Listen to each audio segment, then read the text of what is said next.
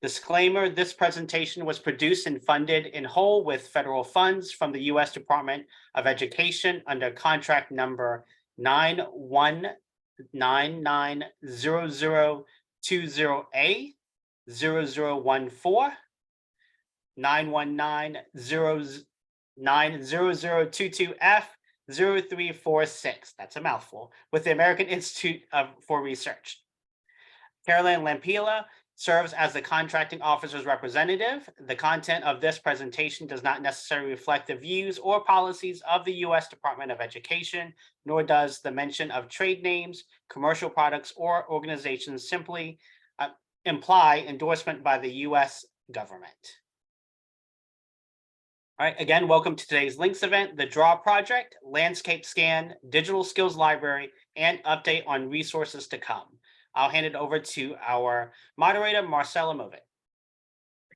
Great, thanks so much, Long, and thanks everyone for joining us today, January 25th, 2023. Before we get started, I wanted to share with you a little bit of information about our Universal Technical Assistance webinars. Today's session is part of our web series that's part of the Links Universal Technical Assistance TA Wednesday webinar series, also a mouthful.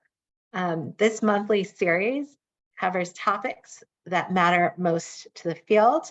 We love hearing from you what topics are of importance, and we really hope that this series supports you as a state in building your capacity in important areas. As always, our webinars are recorded and they are available on the Links YouTube channel. So I hope that you will check those out. Again, before we dive in, I wanted to share with you some resources that are currently available through Links. If you look at the Links State Resources page and you go under our Federal Initiatives section, there you will find the Digital Resilience in American Workforce, or DRAW, which is the subject of today's webinar. And we also have some digital literacy initiatives there. We also, within the Links resource collection, have a few that are really applicable, like building a digitally resilient workforce, creating on-ramps to opportunity, and another resource, digital equity, exploring this modern civil right, and many, many more. So as always, I encourage you to check out what we have in the Links resource collection. And if you're interested in continuing the conversation from today, we also have within the Links community, the Integrating Technology group. And on the right-hand side of your screen, you will see the QR codes that you can use to access those three parts of Links. You can access the federal initiatives, you can access the resource collection, and you can join a community. And with that, I'm going to turn it over to our fantastic presenters, starting first with Rachel McDonnell. Rachel? Thank you. And yeah, thank you so much, Long, and thank you, Marcella and Adria, for inviting us today. We're just really excited about sharing with all of you an update on where we are with DRAW. So DRAW, for if you haven't heard of it yet, is an At.The initiative led by JFF in partnership with World Education and SAFL partners. I'm Rachel McDonnell. I'm a director at JFF, and I am joined today by Jen Vanek, who is the Director of Digital Learning and Research at the EdTech Center at World Education. Allison Asher-Weber is the Director of Strategic Initiatives at the EdTech Center at World Education.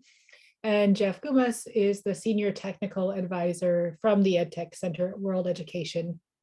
JFF is really excited to be able to partner with our colleagues at World Education on this work, given their deep expertise in digital resilience and technology in adult education. So today on our agenda, we are going to share an overview of the DRAW initiative. We will share some key findings from the landscape scan with an emphasis on what we learned about assessment and skills validation, and what we have learned about professional development.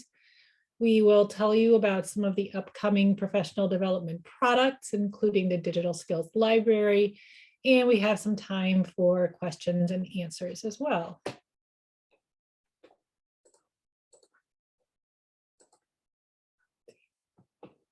Before we dig into content, I also want to acknowledge the larger team that works on the DRAW project.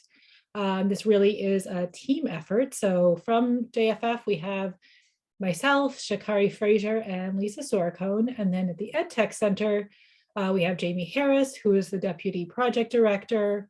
We have Jen, Jeff, and Allison, who I just introduced, and also Rachel Riggs and Annalisa Crow.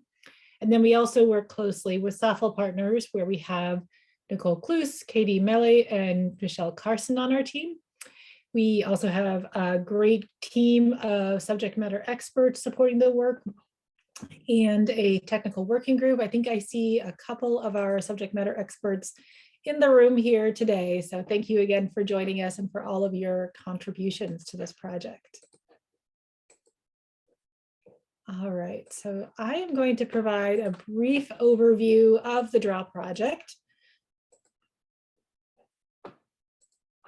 So the DRAW project has 4 big goals, and these include conducting a landscape scan that curates resources on the assessment and development of digital resilience, the co-creation of additional resources to address the gaps in what already exists that we've identified through the process of the landscape scan, the development of a digital library that will bring together resources in user-friendly and flexible formats, along with actionable strategies that work for the full diversity of the adult education population, including those with beginning level English skills. And then finally, training adult education professionals in integrating these high quality resources and strategies into instruction.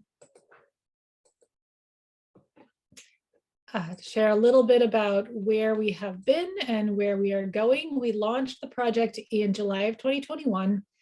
And for the first year, focused primarily on the landscape scan that came out this past fall, which includes a full report, deep dives, crowdsourced resources, and a blog series. There is a ton of great information within all these different components. So hopefully many of you have had a chance to explore those, but if not, we encourage you to dig in or revisit them. This fall, we've been focusing on resource development and recruitment for our professional development pilot. And you'll hear more about the resource development later on this afternoon. And then finally, we are launching our professional development pilot in March with 3 states. And we are excited to share that we will be able to run 2 additional cohorts starting next fall for about 8 to 10 states per cohort. So stay tuned for more information about recruitment for those events, those upcoming professional development opportunities. All right, so wanted to here just share the definition of digital literacy from the Museum and Library Services Act. This hopefully looks familiar to everyone. So digital literacy skills means the skills associated with A, using technology to enable users to find, evaluate, organize, create, and communicate information, and B, developing digital citizenship and the responsible use of technology. Next, we're going to talk about digital resilience. And before I share the definition with you, we are going to do a chat waterfall. And if you have not done this before, it's very easy. What you will do is you will type your response into the chat, but you will hold off on pressing the enter button until I give you the go ahead. And that way, when I say go, everyone will put their entries in. We'll get to see everything all at once, see what everyone's thinking. So the prompt here is, what does it mean to you to be digitally resilient? We'll give you a minute to type your answers, and then I will say go, and then we'll see what everyone has to say.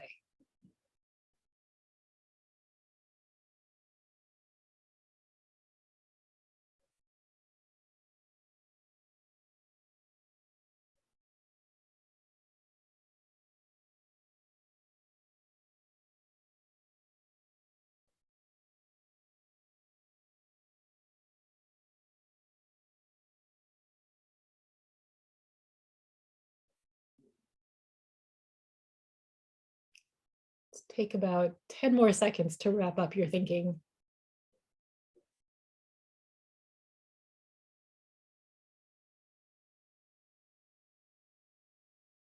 All right, ready, set, go.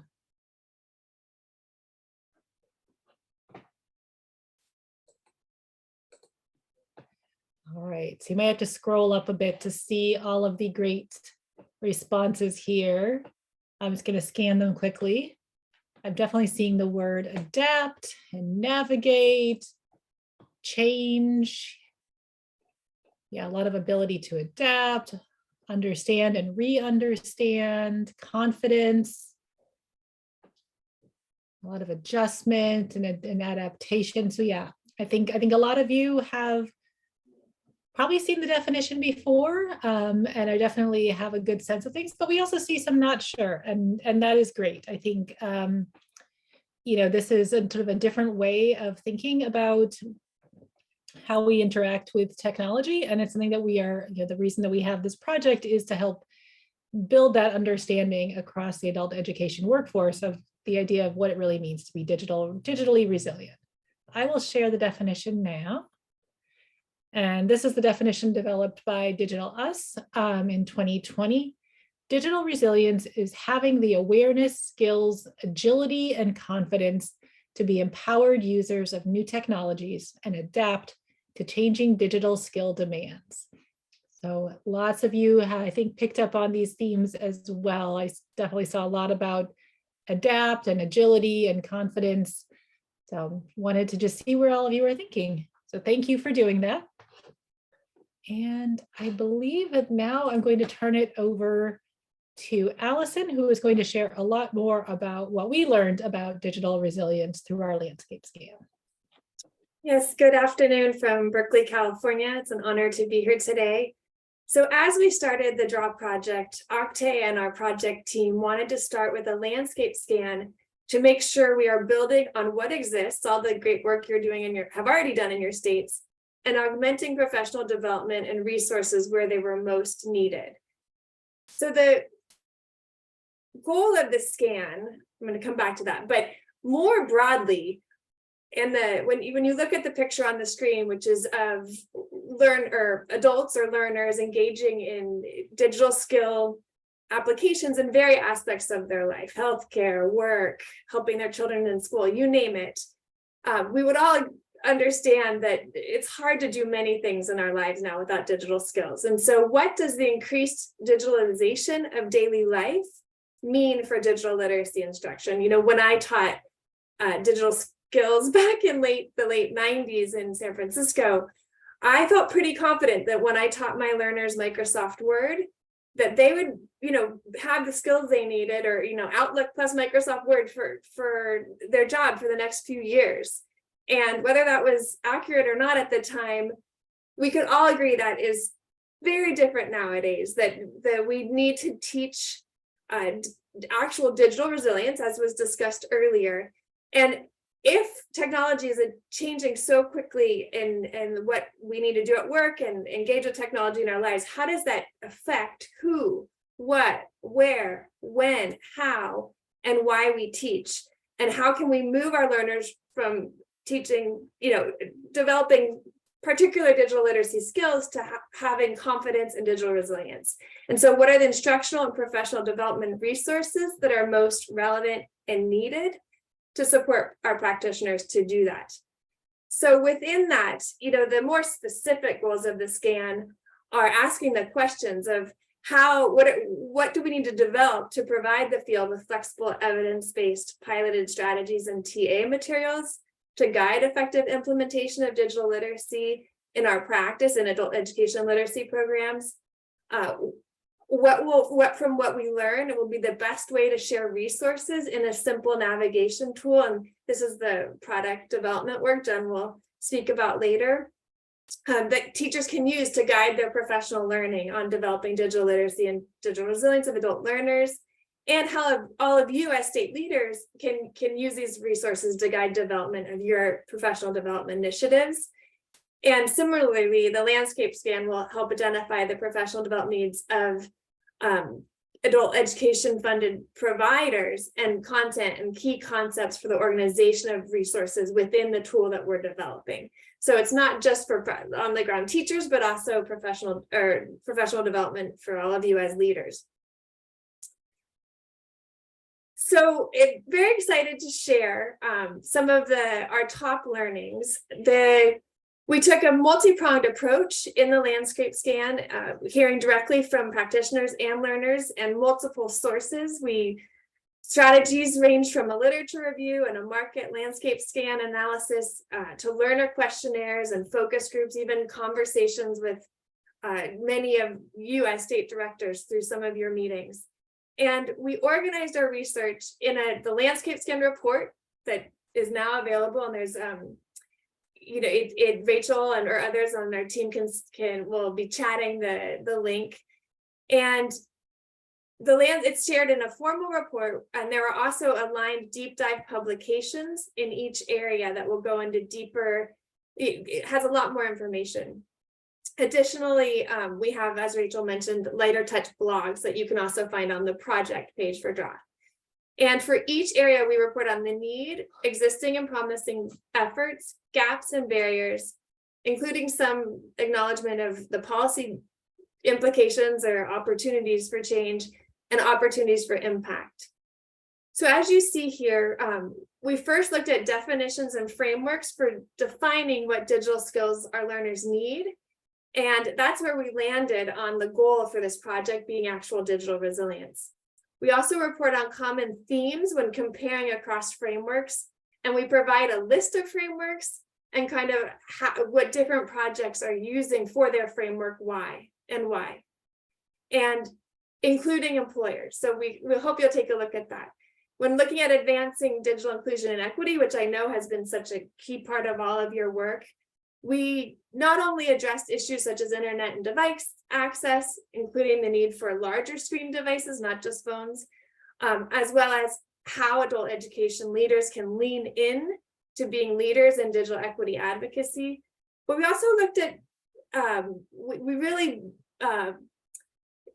appreciated the phrasing that we learned, that we saw in some reports, on prioritizing people over just building infrastructure or networks. And I think you all can relate to the important work that our teachers and adult educators do on the ground.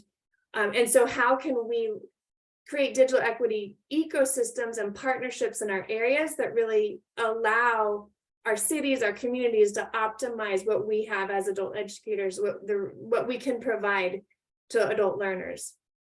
In instructional approaches and practices, my colleague Jen really did an amazing, and our colleagues, our subject matter experts, did an amazing job really looking at the question I asked earlier: how do we shift instruction if we need to move towards digital resilience? It takes a different approach. We can't just teach to one technology platform. We have to expose learners and give them confidence in how to approach new technologies, like almost, and then dissecting kind of what is that process of how you would approach a technology and make that very explicit so that process is clear.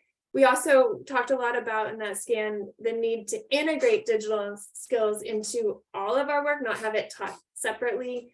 And of course, this is where some of our work on just collating what exists. So that's the content curriculum. I hope you look at that resource page. I think all of you know there's an additional need to create more bilingual resources and differentiate resources. And that's work that Jeff will speak more about that we're doing through the development of the Digital Skills Library. On the exciting topic of assessment and skills validation, and after that, my colleague Jen will go into professional development, which was the last one. We wanted to spend a little bit more time on it. There, I am clicking too fast, because it came across as an area of deep interest and need from state leaders, from program leaders, that we heard a lot that they were looking for more guidance on how to approach this. So one of the things we did in our landscape scan and the deeper dive is to try to provide clarity on which frameworks and assessments to use for which purposes, and we have actually a checklist, to help guide some of those questions you can ask about an assessment and make those choices. But again, we also found it's an area where we as adult educators need to dive in more and do a lot more work to improve our practice. Some other areas of need that came up were investing in purchasing assessment tools. And here's the important thing: designed by and for adult educators. And I think we all know the importance of that, that the assessment designers understand our learners, and why it's no surprise that the top used assessment in our field is North Star. It was developed by Literacy Minnesota, and it really has served our field in great ways. At the same time, we heard a lot about the limits of standardized assessment, because best practice in digital skills instruction, it involves application of digital skills in real context. It involves, life-wide learning, looking at all the various areas in which learners can apply their skills, and that's really hard to measure in a standardized assessment. So how can we move our field more towards measuring proficiency with skill applications in real context? And that is the way to moving towards competency-based assessments. And we do talk about programs that are doing that, starting to do that better. And even North Star is moving in that direction. We have CASA's Pro doing that more. I think it's just an area we really need to put more emphasis. I should say right now, I'm going to shortly poll you on which of these areas you think your state needs to put more priority on. So as I go through these, I should have said this before, but please look at these and decide how you might vote. We also looked at strength-based assessment. So one thing we found, and I think this is really important, is when we looked at all the frameworks, when we looked at the assessments, many of them overemphasized computer-based digital skills. And what that can overlook then is a lot of what our learners are doing on phones, a lot of what they might be doing on digital touch screens at work. And so that's not only not strength-based, because it's not recognizing their assets. It could be demoralizing. It could lead, it's like a deficit approach to teaching, but it doesn't then take the opportunity to say, hey, you have these skills in this one place, this one area on your phone. How does this actually translate? How can you transfer that to now using digital skills on a whether it's a tablet or a computer, et cetera? There's a need for translation of assessments. There's a lot of discussion around the need to credential, micro badge.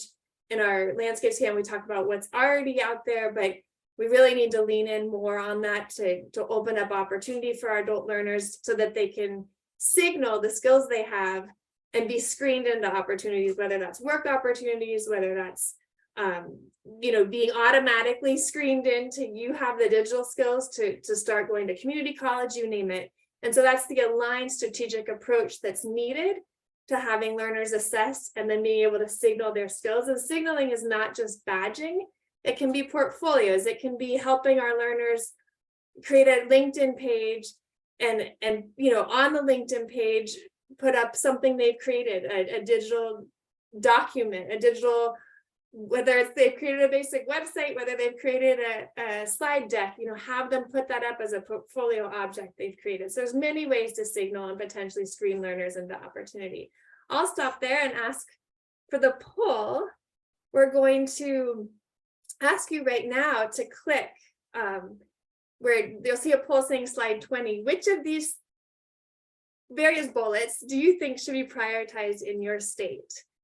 And I'll read these again, just clarity on frameworks and assessments, investing in assessment tools, limits of standardized assessments, measuring proficiency in context, competency-based assessments, strength-based assessments, translation of assessments into different languages, credentialing and micro badging, aligned strategic approach to assessment. I know Jen Vanek is going to be paying close attention to this as we're creating resources, and also what the ideal consortium can lean into more.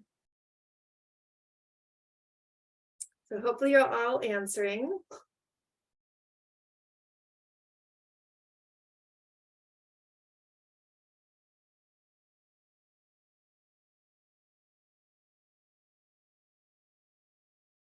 Do you want to go ahead and show the results?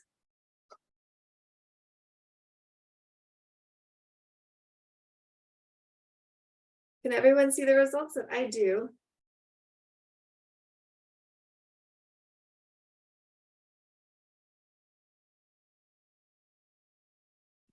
Am I the only one seeing the results, Rachel, or is it all showing in? We see them. You can all see Okay, great. Thank you. Measuring proficiency, yeah. So this is great. This measuring proficiency in context is something I think that we can create resources towards. That's an easier one than some of the other ones, I think. So that's actually refreshing to see. I think that's something we all can tackle together quite well. Jen, any other comments as before I pass the ball to you on professional development? Any comments on these responses we see? No, actually, I was just pleased with that, and I've noticed that we do touch on some of this stuff in the PD that we've created. So stay tuned for more about that. So with that, I think we'll move into thinking about professional development and what we learned from the Draw Landscape Scan and what is presented in our deep dive document, which I think Long can chat. But before we get there, we're going to do one more little engagement activity. I'd like you to please check out the chat. I've just posted a reflection question for you. What's a barrier to provision and/or access to PD on digital skills, professional development, on digital skills instruction in your state? So what is some barrier you're aware of, either as a provider or one trying to access professional development on digital skills instruction? Just think for a minute, and then we'll do a waterfall chat. So you can actually, after you're done reflecting, you can write your response, but don't hit enter yet.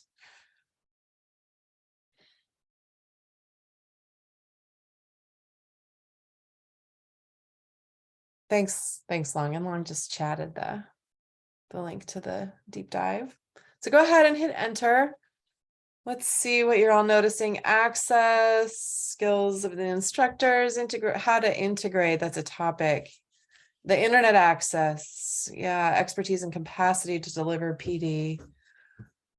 How to contextualize, integrate it. So some of these are on like some of the challenging topics that are essential for supporting digital resilience, but are harder to get at in PD.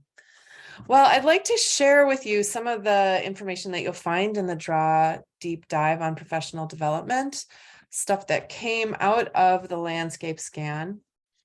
And we essentially, we were able to locate barriers and opportunities.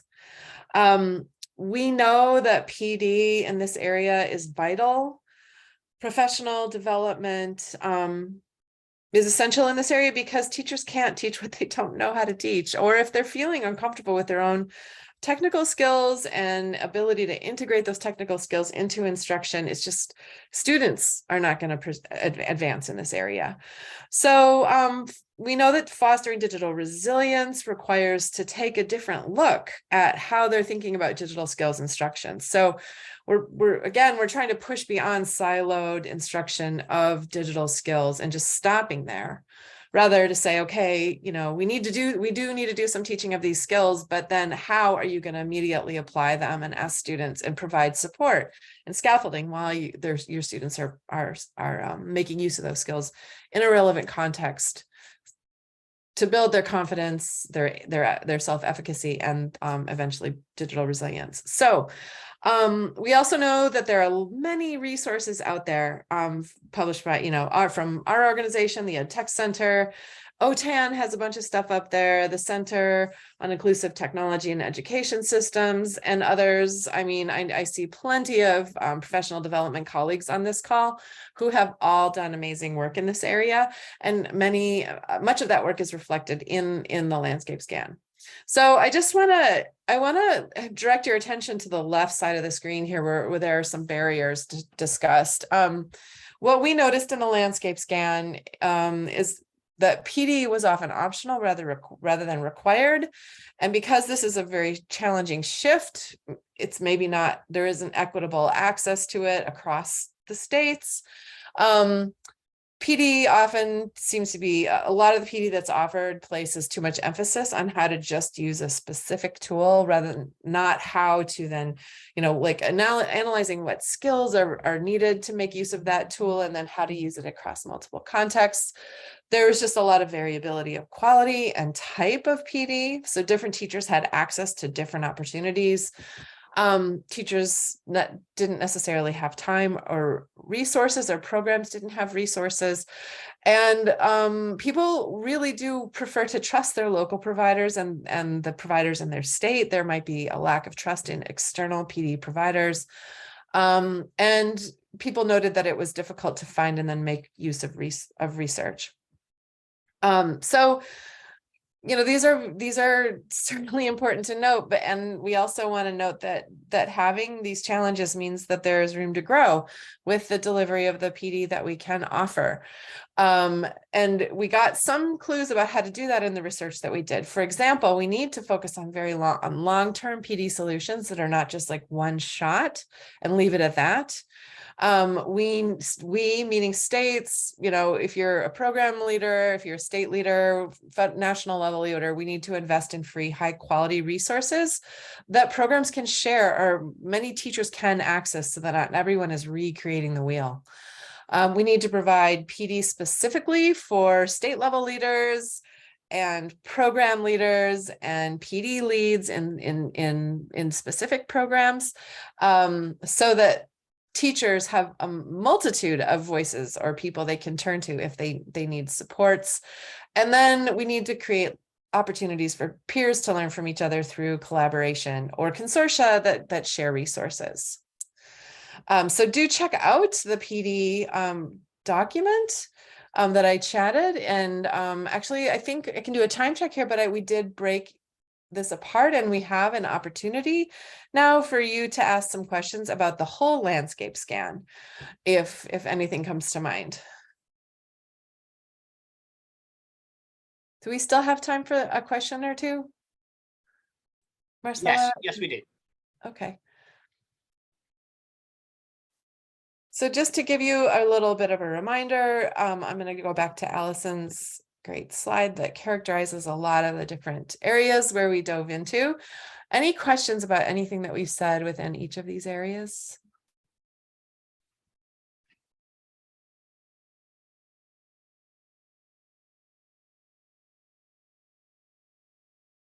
Okay, well, I will move on. You can feel free to chat a question anytime if something comes up for you. So the next part of this presentation is going to be to talk about the professional development products that we are creating in response to what we learned in the landscape scan. So what you can see on the screen in front of you is an overview of the different tools. And I'll list them here. There's a self-assessment that's going to help teachers identify their priorities for learning. There will be online learning modules. There will be a playbook. There'll be a routine activity template, the digital skills library, and some videos. I'm going to go into a little bit more detail about each of these, but this is the suite of tools that's going to be available initially to the PD pilot, which will start later this winter, but will then be available more broadly, I'm guessing in the fall, and Rachel can confirm that. So let's start with the professional learning modules. And I just want to shout out to Ashley Winkle, who was one of the subject matter experts. I think actually you're the only one on the call. And I know we have Sherry Lehane here, who has also served as a subject matter expert more broadly on this project. So what you see in front of you is the list of the different professional learning modules. We have defining digital literacy, developed by Jeff Gumas and Dr. Mary Gaston. We have one on building resilience of diverse learners, developed by Sarah Casisio and Dr. Glenda Rose.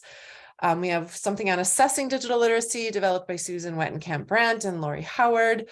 A module on instructional models, practices, and resources, led by Ashley and Nell Eckersley, and then a focus on equity, led by Dr. Carmen Stewart and Erin Carey. So And then we worked with Dr. Kathy Harris from Portland State University as an advisor. Together, Kathy and I worked as advisors to these teams and did a lot of co-authoring with them. So I'll just say a tiny bit about what's in each of these modules. So essentially, all of these modules are going to be built into Moodle, where we actually call them units. And then these units in Moodle will be available in an interactive learning object authored through Articulate Rise.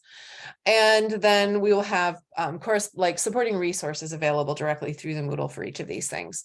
So under definitions and frameworks, led by Jeff and Mary, you can see the objectives here on the screen. Teachers are going to learn about the different structures that are useful for identifying digital skills that they can use to help students develop their digital resilience. Teachers will also consider definitions and frameworks for naming and organizing these skills. And then they'll become familiar with how to choose among them in order to integrate digital skills instruction into teaching. So this one's all about knowing what you're teaching, really articulating it, and knowing how to use frameworks to organize that thinking to support your instruction. The second module, the second module is around equity, and Carmen and Erin authored this, were primary authors on this, and the objectives covered in this module are examining equity considerations in digital literacy, things like learner language preferences, learner literacy levels, learners specific learning needs and how to address those through universal designs for learning. And then also recognizing different approaches for equitable digital integration. So for example, how do we broaden students' access and comfort with technology? How do we design instruction to increase diverse learner engagement? How do we provide supports? And then how do we uplift learner agency and by leveraging student leadership opportunities to help build self-efficacy and eventual digital adoption? So this one is really, really promising. And what I think is interesting about this is you'll notice we, in our next, this next module, supporting diverse learners, our work leading up to the identification of these modules showed that so many people prioritize these issues that they really did need to be two distinct modules and not just put together into one, which is, I think, is really promising. So this one, authored by Glenda Rose and Sarah Casisio, has these objectives that you see on the screen. Examining equity considerations in digital resilience. That is, like, how do we get to know these learners and their learning needs, and then also digging again into approaches to support digital to support addressing these needs once we understand them. So this one is more about differentiation. The equity one is more about building learner efficacy. Excuse me one sec. Okay, then the next module is around instructional models and practices, led by Ashley Winkle and Noel Eckersley. And the objectives for this are to consider strategies, the EdTech tools, and the resources that can support development of standards-aligned digital skills instruction. And then also to consider strategies for integrating instruction into relevant academic contexts. And then finally, the module on assessment, authored by Susan Wentenkamp-Brandt and Lori Howard, are guiding teachers to consider the reasons for assessment and then learning how to choose among different assessment types to meet a range of assessment goals, but all leading towards supporting digital resilience. Okay, so those were the modules. Now, the second big component of the PD package is what we're calling a digital skills playbook. And one of the things that we wanted to do with this project were to make as many linkages as possible with other At.There funded initiatives, particularly teaching skills that matter. So yeah, thank you, Long. So what we decided to do was to provide vignettes very similar to the briefs that are included in the kit toolkit for the Teaching Skills That Matter project. So these little vignettes or briefs that show instructional practice in process. It's an actual example of a teacher doing something. And, when we think about contextualizing digital skills instruction in a manner that supports digital resilience, offering these contexts that you see on the screen here, civic education, financial literacy, health literacy, and workforce development, are really ideal ways to do that, because these are areas or topics of instruction that themselves contextualize skills. So, math or financial literacy, financial literacy helps learners make use of things they might learn in a math class, but for support of their to support in their work or daily life. So we chose subject matter experts that we knew to be doing work in these areas. Erin Carey, again, worked on civics education, Cynthia Bell, financial literacy, Monica Leong worked on health literacy, and Jen Duclos and also Jamie Harris worked on the workforce development. And so each of these teachers wrote a lesson, basically, not an exact lesson plan, but a description of a lesson that talks about integrating digital skills instruction into learning something about civics or financial literacy, health literacy. So it's like double contextualization of these skills to really show learners how to make use of the tools and the skills in their daily lives.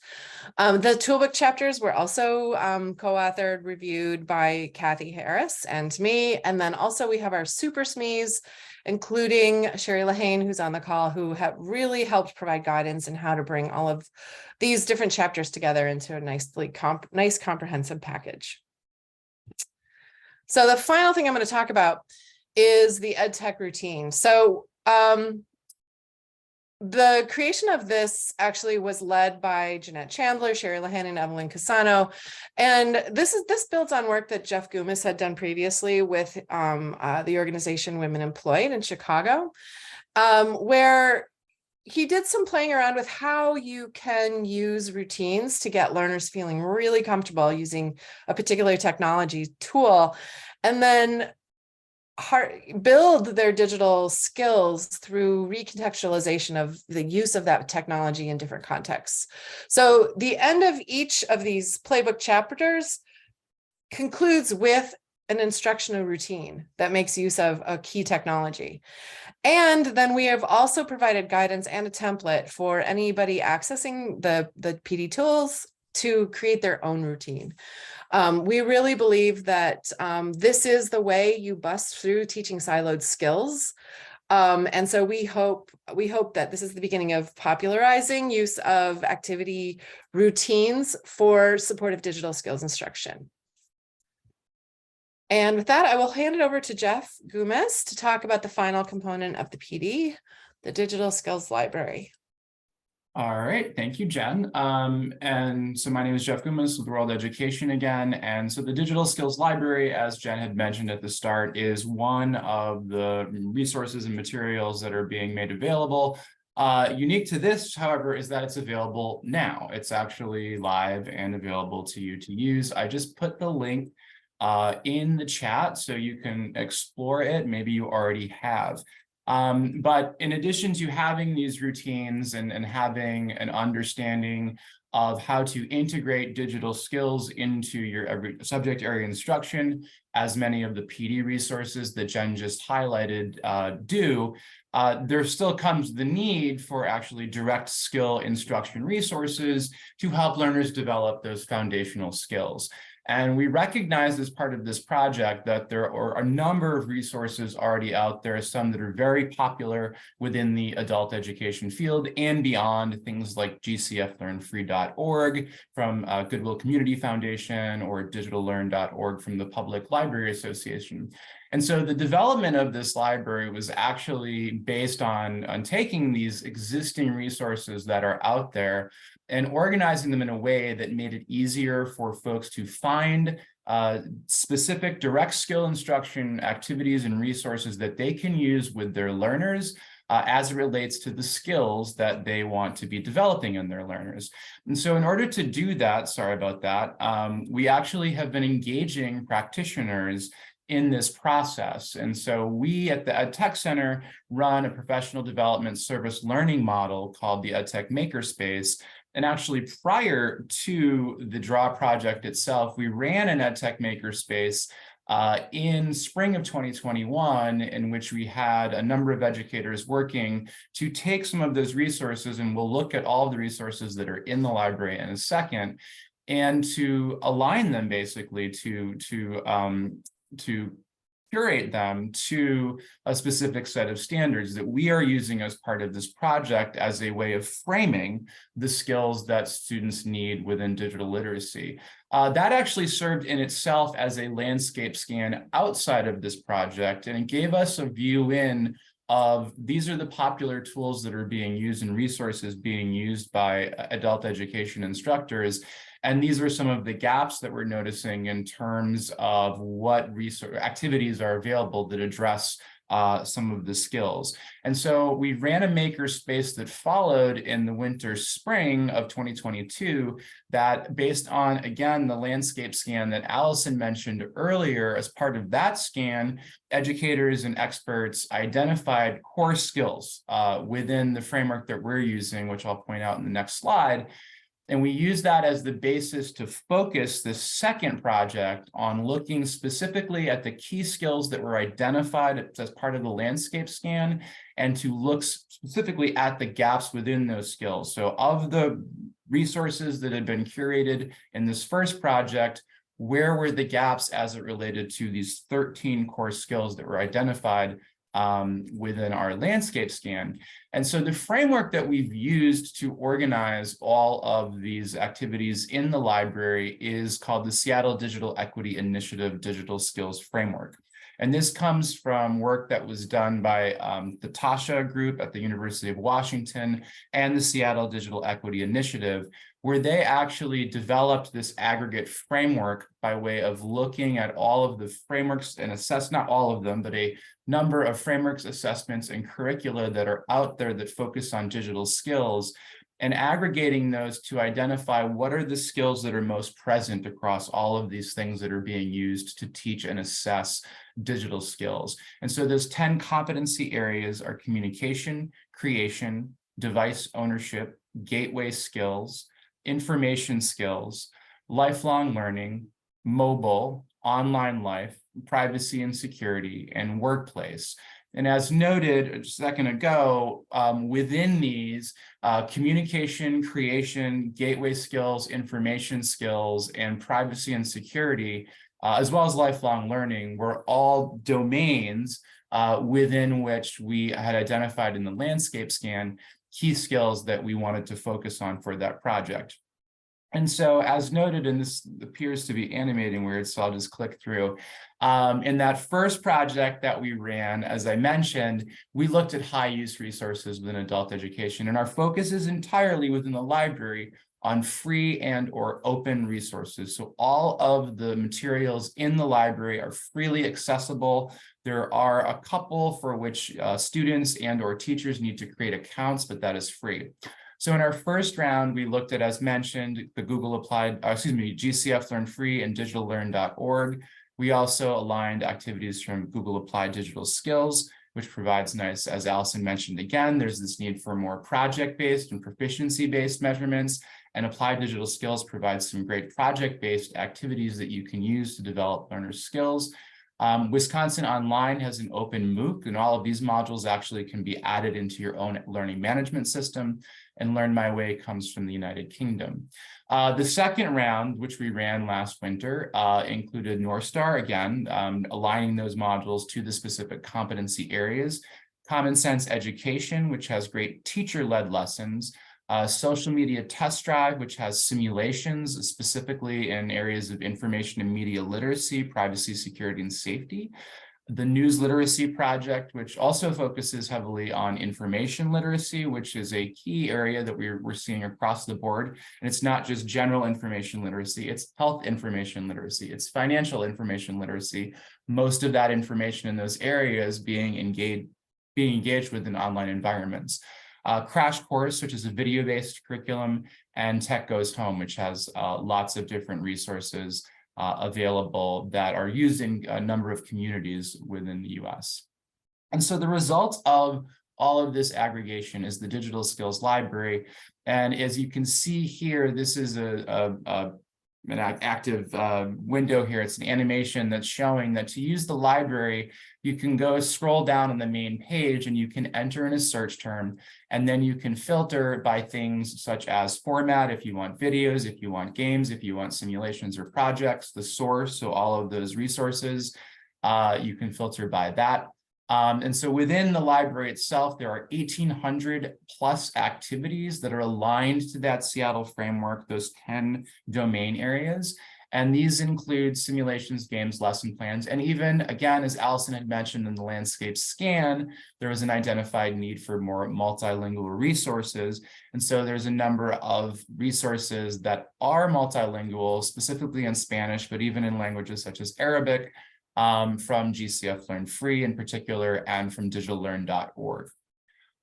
So if we have time, I wanted to engage us in a little scavenger hunt. So there's these animations are great. I guess we should have tested these when we handed them off or just gotten rid of them. So I want to just engage you, if you want, we're going to take 2 minutes here. If you could look, there's 3 different tasks that maybe a teacher might do. Just pick one. And if you have the Digital Skills Library open, I'll pop the link in the chat again. See if you can find either a video that teaches how to evaluate online information, or a project-based activity to help students learn how to create a resume, or find a lesson that teaches about creating safe passwords. All of these are in there. I cannot navigate out to the library to model this for you, but if you find something, go ahead and put it in the chat.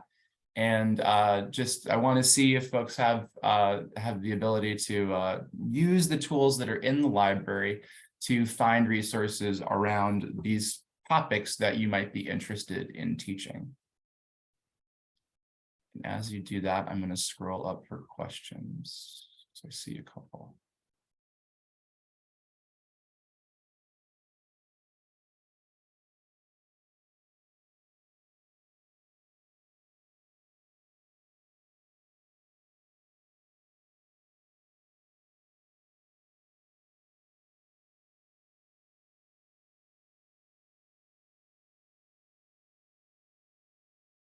Anyone have a link they want to share on one of these topics?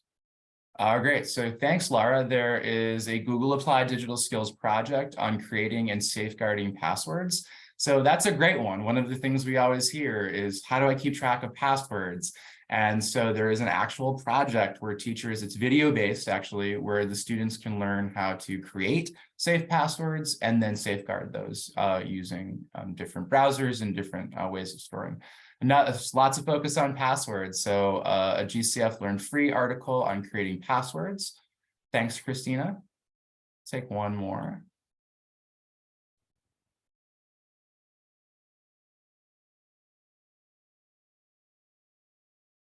I see the question from Beatrice, and I will address that. So user submitted a resource on defining bias. Great. So I see 2 questions in the chat, and I think the next slide is actually questions. Yeah. So someone had a question. Christina had a question on adding the modules to the LMS. So yeah, if in the library you just go to any of the modules from Wisconsin Online, that will bring you to the basic computing skills MOOC. And there's information on there regarding how to get those modules. So those are, I think they're SCORM packages that you can download, and then they should be able to load onto any LMS that accepts SCORM packages. They are licensed CC BY, Creative Commons attribution only, so you have the ability to move those into your systems. I will mention that the MOOC also includes assessments after each one of the units, and you can use them as is on the platform. Students can actually log in and create a login on that site so that they are tracking their work within the Wisconsin Online, but you can also move whichever modules you want onto your LMS. There was a question from Beatrice regarding, is anyone working on digital skills in corrections? And I'll certainly let my colleagues comment for any knowledge that they have regarding that. But just in terms of the library that I just mentioned, as noted, all of the MOOC, the things from Wisconsin Online can be downloaded and added onto an LMS that would be like in a server-based environment. GCF Learn Free, actually all of their modules are also offline capable and available. Digitallearn.org, all of the modules are downloads as PDFs. Now, mind you, it's not the same interactive experience, but the content is available. So we did think of that as well in terms of resources that can be made available for offline instruction. But if anyone wants to also answer any questions that they're aware of around the corrections digital skills development, feel free to.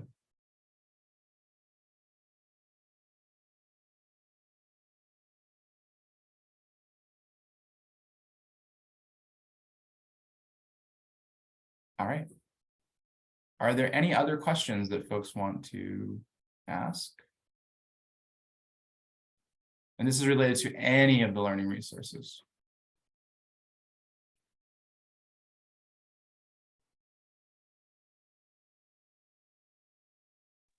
Yeah, I wasn't sure if Christina's question was about the Wisconsin modules or the stuff that the modules that we're building in Moodle. So I did say that the modules we're building in Articulate Rise in Moodle are going to be available as a links resource, I believe.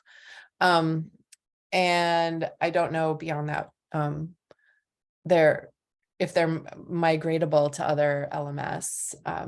But at any rate, we're going to be piloting them and doing updates through the summer. And I just chatted a great links resource. It's a whole report on use of technology and corrections. I think it'll be very helpful.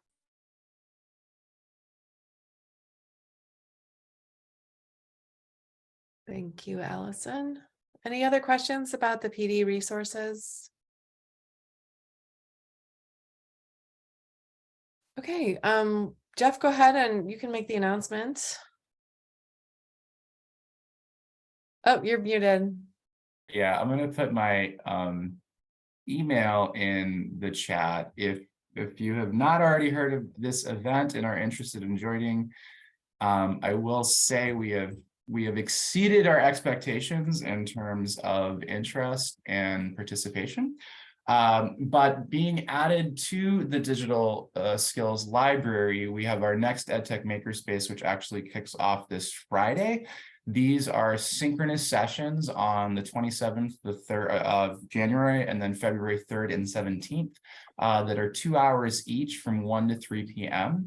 And so, and expanding our digital skills library, one of the resources, we have this 90 people registered, and obviously there's attrition, but even within that, we have 50 that have already accepted the Zoom invite. So it's going to be full. But there's always room for more people who are excited in participating in service learning. So as part of this, and again, building off what we learned from the landscape scan, one of the things, and I saw mentioned in actually the waterfall that we did on defining digital literacy, is one of the things that we feel is really critical to digital resilience is having a digital skills vocabulary. And understanding that certain terms, features, functions that are transferable across different softwares, across different platforms, and across different devices, which is actually something that, again, Allison had mentioned that so much of the activity that students are doing is mobile when it comes to technology, and understanding the transferability of those skills, that what you're doing and tapping on a screen is the same thing as left clicking on a mouse.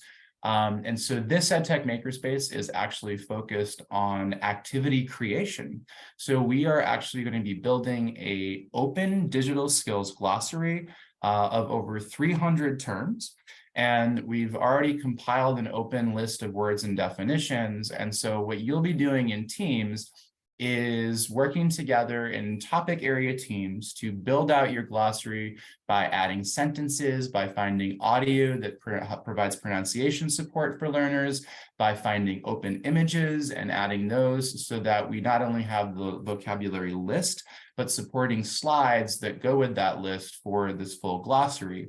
That's part one. And then part two will be actually designing activities that leverage those slides to support activities that students and teachers can do to develop digital literacy. So like the example I mentioned, understanding what a left click is, understanding that your cursor looks different in different environments, understanding that you left click with a mouse button on a computer, with a trackpad on a laptop, and with your finger on a device, a mobile device. And so it's going to be very engaging, lots of room for creativity and for folks' expertise to lend themselves to designing out these robust activities that will also go into the library and basically what constitutes a full curriculum around digital skills vocabulary that's being developed by adult educators, which is the most exciting part. So if you are interested, the link or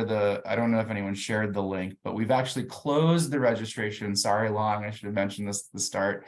So the forum is closed again, because we've really exceeded what we thought we were going to have. But I did provide my email. So if you are interested in joining, I encourage you to reach out and we will add you and get you all of the materials to need. But note that it is a 3-session commitment, and the dates listed here from 1 to 3 p.m. Eastern.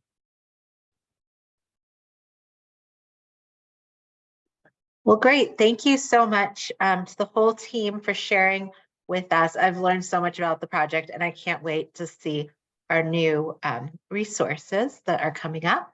I wanted to share quickly about next month's webinar, and before I do, so that we don't have people dropping off thinking that we're wrapping up. And normally at the end of our monthly webinars, we offer additional TA on the topic. However, since this team that we have on the call with us will be offering their own professional development, I wanted to ask Rachel to share with us just really quickly an overview of what the pilot will look like, and then I'll tell you a little bit about next month's webinar. Thanks, Marcella. Yeah, I'm happy to share more about the pilot, and excited to say that I think as I was looking at the slide Jen shared on opportunities and best practices in PD, I think we have incorporated all of those into the design. So it is a 4-month professional development experience for instructors, and there are 2 strands of the professional development experience. So there is the work that instructors will do. For the pilot, we have a total of 12 instructors across 3 states, and they will be engaging with all of the resources that Jen described to really curate their own professional learning based on their own starting points. They will also be working with an instructional coach during those 4 months to help them process what they're learning, talk about how to apply it in their own classroom settings, compare notes with their peers across the state, and really think deeply about what it means to integrate digital resilience into their classroom. They will also be working with their coach to identify and develop EdTech routines based on the template that Jen shared, and test those out in their classroom with the guidance of a coach who can help them then refine what that looks like and think about how they can improve on the way that they are rolling out that routine and how they can use it over time. At the same time, we are also going to be providing support to state professional development leads so that states can in turn be thinking about what it looks like to scale the resources and the professional development to more instructors across their own states. And so we are excited to have that thread as well, so that, we're working initially now with a very small group of teachers, but over time, our goal is to share the resources more broadly and ultimately impact more classrooms across the country. All of this will start with a kickoff event that's happening in just over a month, where we'll introduce the resources. Coaches will give a chance to meet with their instructors. Everyone will have a chance to get to know each other. And then everything will conclude with a capstone with providing instructors a chance to really showcase what they've learned and what they've done during that time period. So this is a pilot. We're really excited about testing this out and refining it. And then, as I said, we will be running additional cohorts next fall for 8 to 10 states per cohort. So building off of everything we're doing this time around, making some tweaks and changes to make it work better, and then providing more opportunities for states to get involved. So we are very excited about it. It is getting closer and closer. And I think I saw a couple of folks who will be part of the pilot here today. So yeah, excited about working with this group. And I will hand it back to you, Marcella. Great. Thanks so much for that overview, Rachel.